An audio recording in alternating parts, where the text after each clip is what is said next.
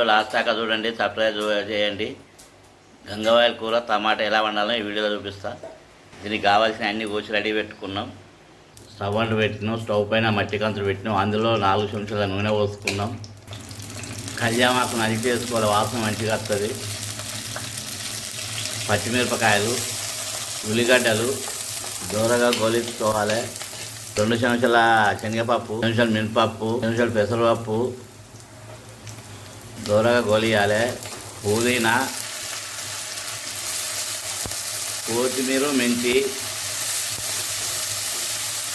చెంచాల పసుపు, చెంచాల ఇంగు, చెంచాల అల్లం మొత్తం ఒకసారి కలుపుకోవాలి.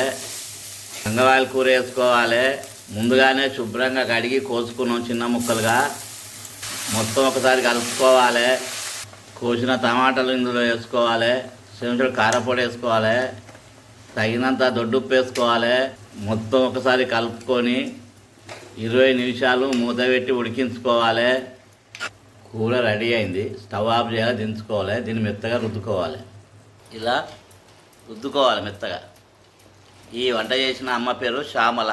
ఈమె చాలా రుచిగా వండుతుంది వంటలు. టమాటా గంగవాయల కూర రెడీ అయింది. గుమగుమలాడుతుంది. వేడివేడి అన్నంతో కానీ, చపాతీతోటి కానీ, పూరితో కానీ తింటే చాలా రుచిగా ఉంటుంది. ఈ ఎండాకాలం గంగవాయల కూర ఆరోగ్యానికి చాలా మంచిది.